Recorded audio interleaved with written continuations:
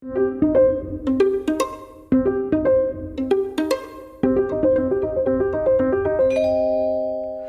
juin, en banlieue parisienne, un contrôle de police visant un jeune tourne mal, provoquant la mort de ce dernier. Le pays s'embrase, et ce, sur l'ensemble du territoire.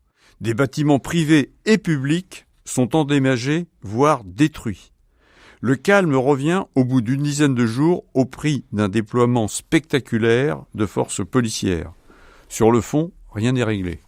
En Europe, alors même que la guerre en Ukraine s'installe pour durer, la crise migratoire connaît un nouveau rebondissement avec l'arrivée de nombreux migrants sur l'île de Lampedusa et, tout dernièrement, le Haut-Karabakh se vide de ses habitants arméniens, victimes d'une nouvelle agression de l'État azerbaïdjanais. Et bien sûr, notre planète continue à se réchauffer inexorablement. Alors quelles explications et surtout quelles solutions ? Pour tenter de répondre, nous recevons un acteur à la fois, bien sûr, très engagé dans son territoire, mais aussi, et c'est très important pour notre département, au sein de l'Union européenne. Bonjour Christophe Rouillon. Bonjour. Alors, on ne vous présente plus, vous êtes bien sûr le maire réélu de Coulennes, aux portes du Mans et commune peuplée de nombreux habitants, y compris d'habitants dans une situation matérielle difficile. Et puis, vous exercez d'importantes fonctions à Bruxelles. Pouvez-vous nous les rappeler d'ailleurs à ce sujet ? Je suis président du groupe socialiste au Comité européen des régions, qui est l'Assemblée des élus locaux d'Europe. Et je suis également vice-président de l'Association des maires de France en charge de l'Europe. Donc, je suis un peu le représentant des communes françaises à Bruxelles au sein des institutions européennes. Bon, donc vous êtes pour nous, et c'est pas une surprise pour moi parce que nous avons déjà bénéficié, nos auditeurs et moi-même, de vos compétences, et donc on va en profiter dans la seconde partie de l'émission si vous voulez bien. Alors dans un premier temps, pour nous revenir, puisque avec votre casquette de maire, vous avez fait malheureusement la une de l'actualité si on se réfère au début de l'été de cette année 2023, en ce sens que symboliquement, et vous allez me dire si les émeutes dans votre commune de Coulennes ont été circonscrites à cet événement, c'est-à-dire la destruction partielle, je crois, de votre mairie. Ça fait beaucoup de bruit, mais vous me disiez avant d'entrer en studio que finalement, au global, les émeutes à Coulennes, c'était relativement limité à cet événement ou à ce fait. Oui, elles ont été limitées à ce fait extrêmement grave qui nous a choqués, qui nous a révoltés, à savoir l'incendie volontaire et criminel de l'hôtel de ville, la tentative d'incendie total de l'hôtel de ville, en sachant que grâce à l'architecture du bâtiment faite en béton, seule la partie accueil a été détruite. Mais néanmoins, c'était un choc considérable parce que s'attaquer à la maison de tous les habitants, symbole de la République. Bien sûr. C'était un acte inédit. Je crois que c'est une première dans notre département. C'est un acte totalement inacceptable qui rompt le pacte républicain. Au-delà de ça, nous avons eu un incendie volontaire également dans un commerce de vapotage. Ah oui. Voilà, donc c'est là aussi où j'ai quand même tendance à relativiser les choses en pensant que c'était pas un mouvement social. Je pense que quand on va s'attaquer pour piller et voler une boutique de vapotage, c'est pas les émeutes de la faim, si vous voyez ce que je veux dire. Donc c'est limité à une trentaine d'individus. Les images de vidéosurveillance sont formelles. Il y en a 5 qui ont attaqué l'hôtel de ville, mais volontairement. C'est-à-dire que c'était pas dans le cadre de l'échauffourée avec la police et puis C'était donc prémédité au sens presque pénal du terme. Oui, parce qu'en fait, on a bien vu la scène. Il y a eu des feux de poubelle, des mortiers. C'était comme un peu. C'était préparé. C'était préparé. Sur le coup de minuit. C'est-à-dire que là, il y a eu des échanges avec la police, du caillassage, de tir de lacrymogène. Et ensuite, ça s'est dispersé. Et 1 heure plus tard, vers 2 heures du matin, 5 individus sont venus volontairement directement vers l'accueil de la mairie, ont défoncé la porte d'entrée, ont lancé un liquide inflammable. Donc c'était un coup prémédité, volontaire, en voulant cibler clairement gravissime. Oui, très très grave. Mais au-delà de ça, c'est vrai que la ville de Coulennes a été plutôt épargnée, puisque fort heureusement, Nous n'avons eu ni école détruite, ni gymnase détruit. Aujourd'hui, Christophe Rouillon, donc tout fonctionne, y compris la mairie? Oui, ça fonctionne. Ça fonctionne un petit peu en mode un petit peu camping. Dégradé. Dégradé, non, mais camping, parce que pour l'accueil.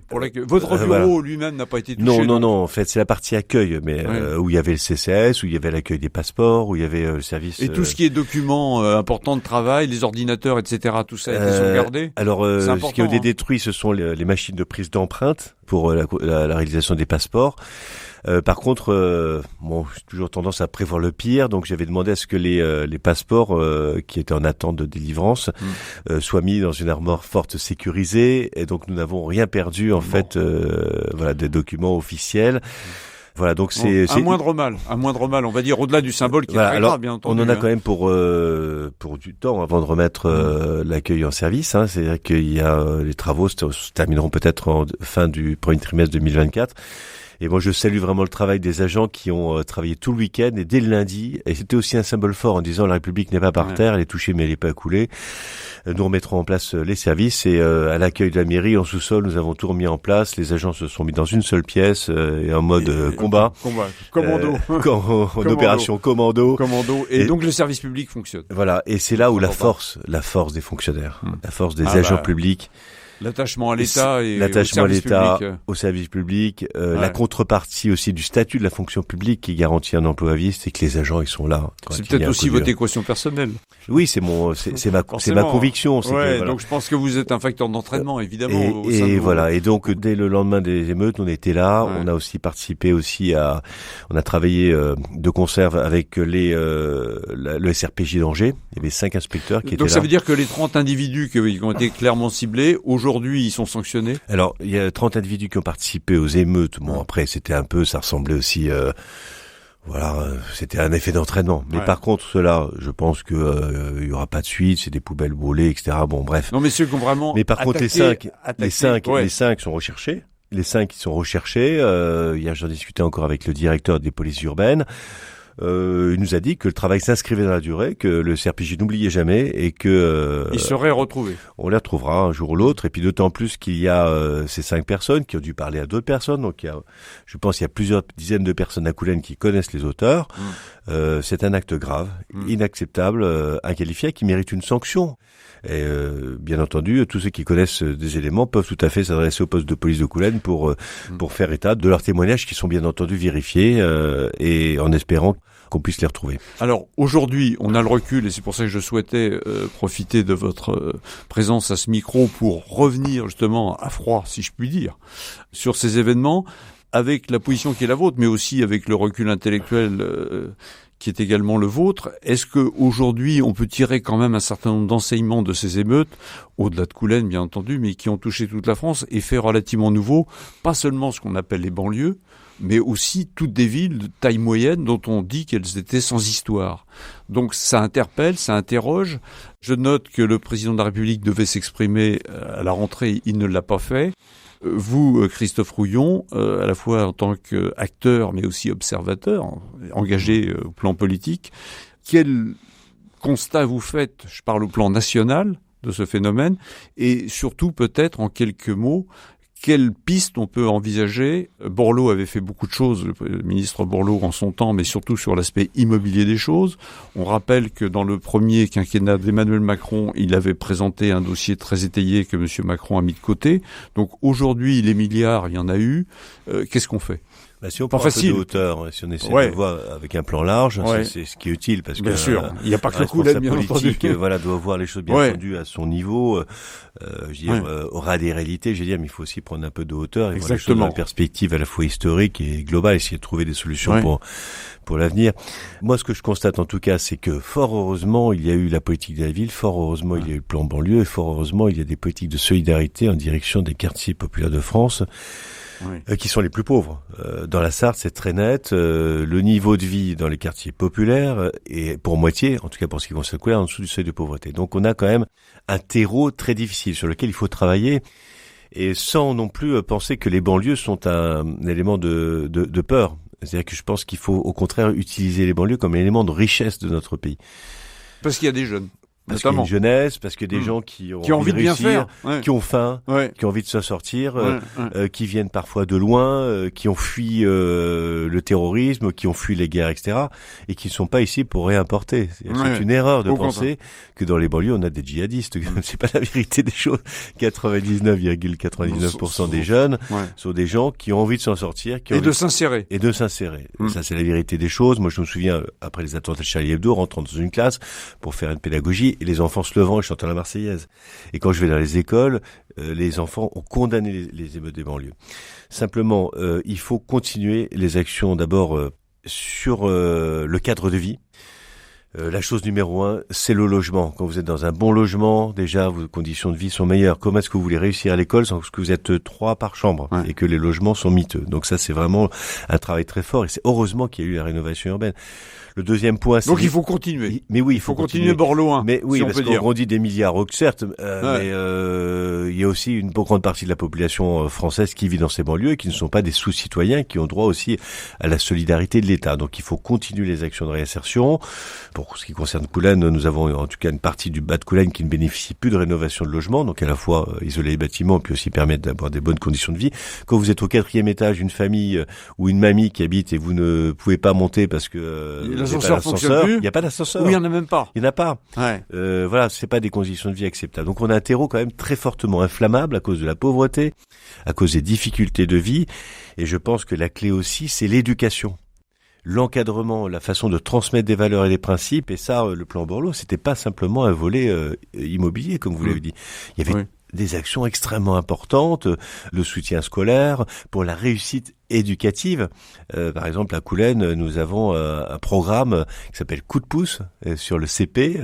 Il y a des clubs où les enfants rattrapent leur retard, pas forcément d'ailleurs les plus pauvres d'origine étrangère.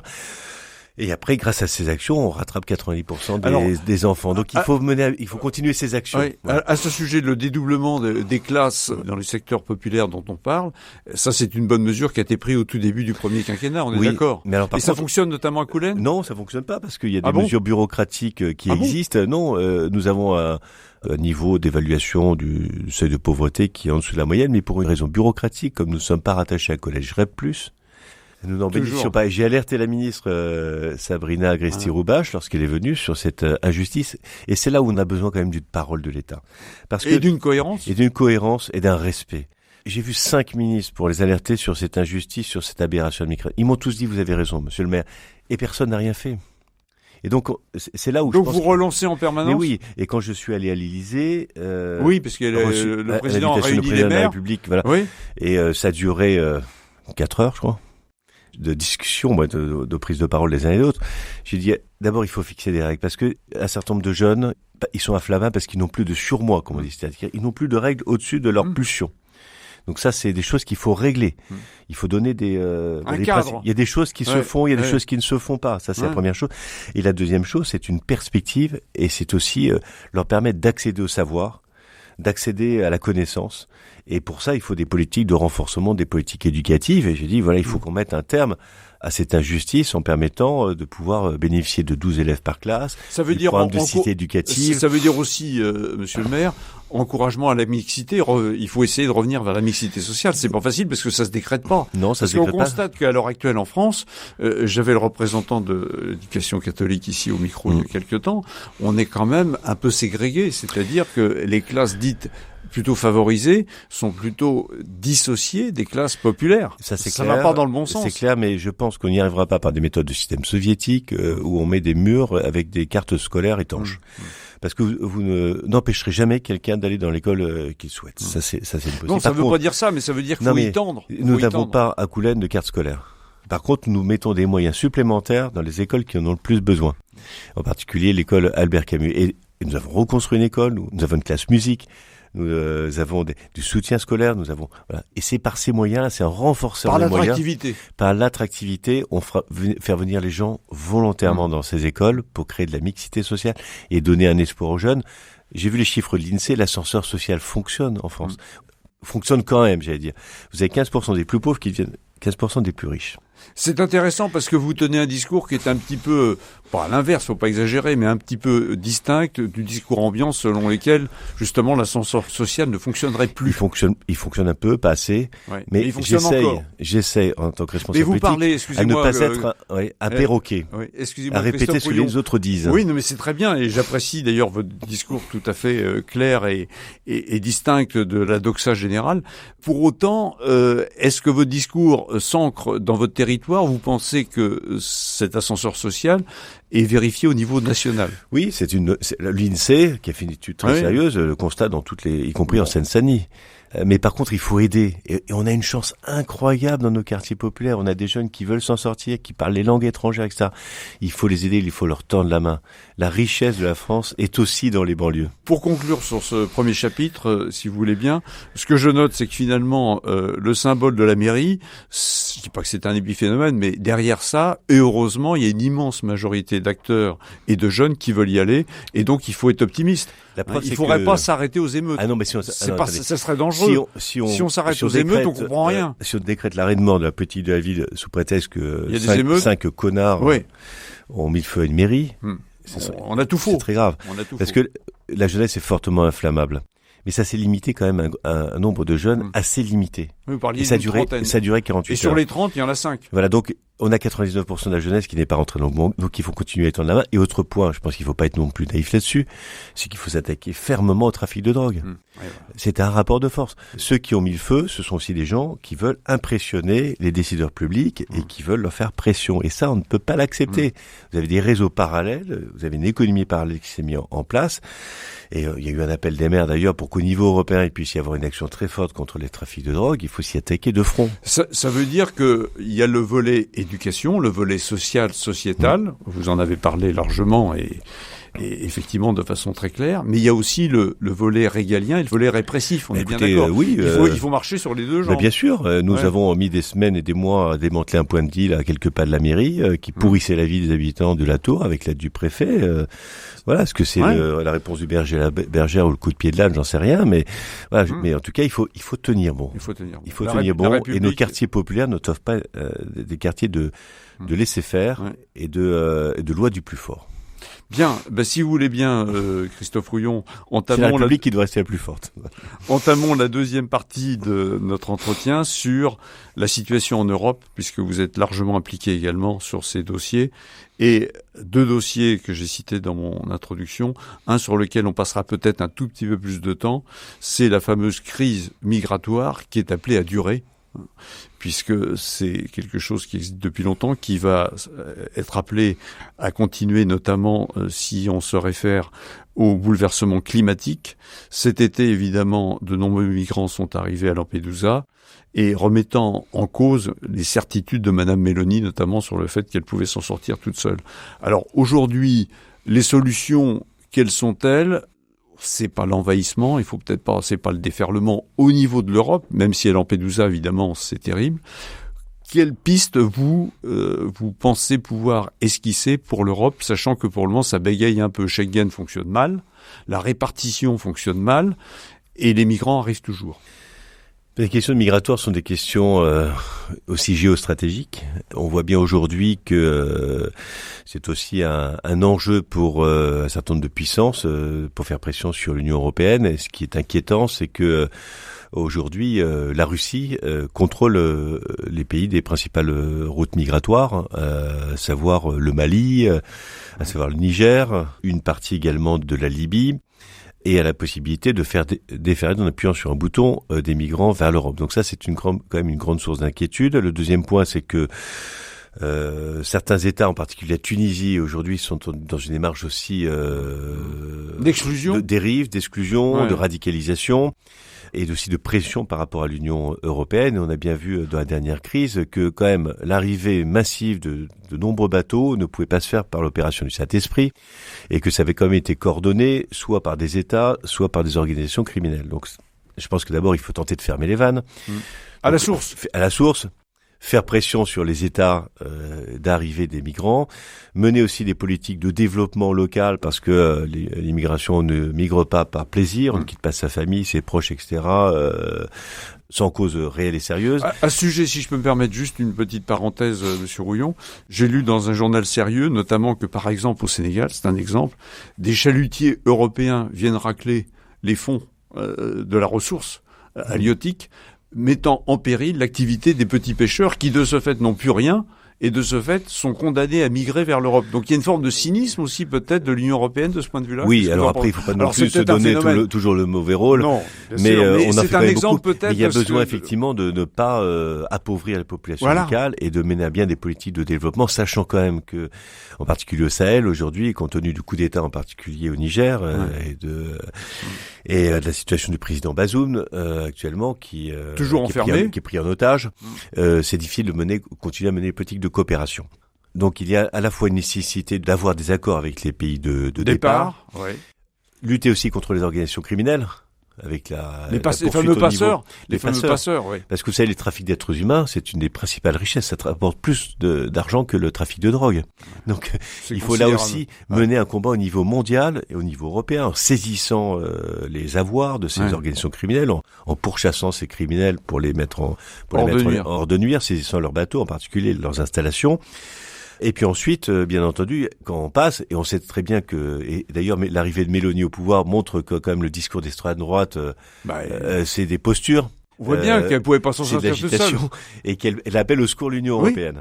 Donc c'est intéressant. C'est très intéressant parce que ça prouve qu'un pays ne peut pas s'en sortir seul. C'est une bonne leçon pour la France, pour les prochaines élections.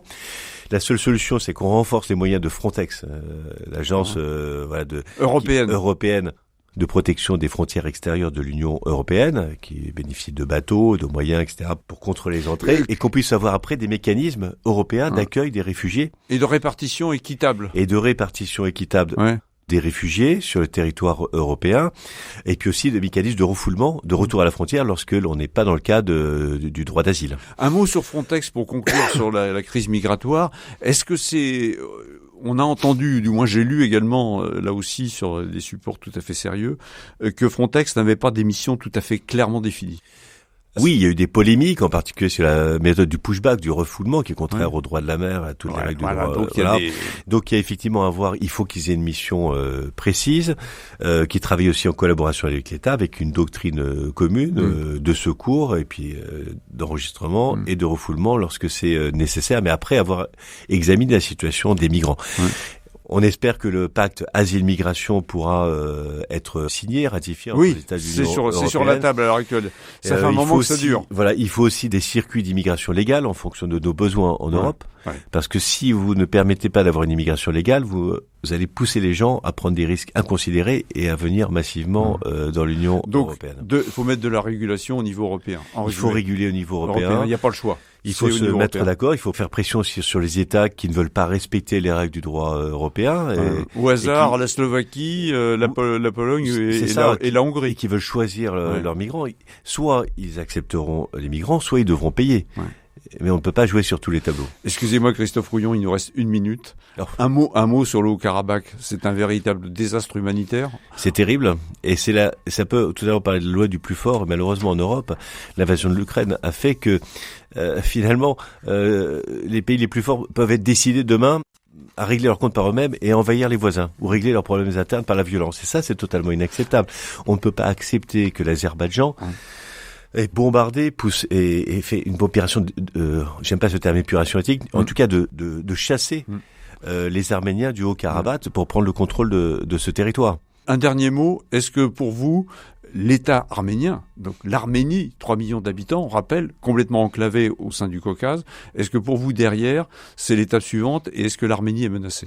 L'Arménie est bien entendu menacée et là c'est là où on voit que la stratégie de l'Arménie de se mettre sous la protection de la Russie était une erreur. Et d'ailleurs, le Premier ministre l'a compris. C'est d'ailleurs pour ça que je pense que la Russie aussi a lâché l'Arménie.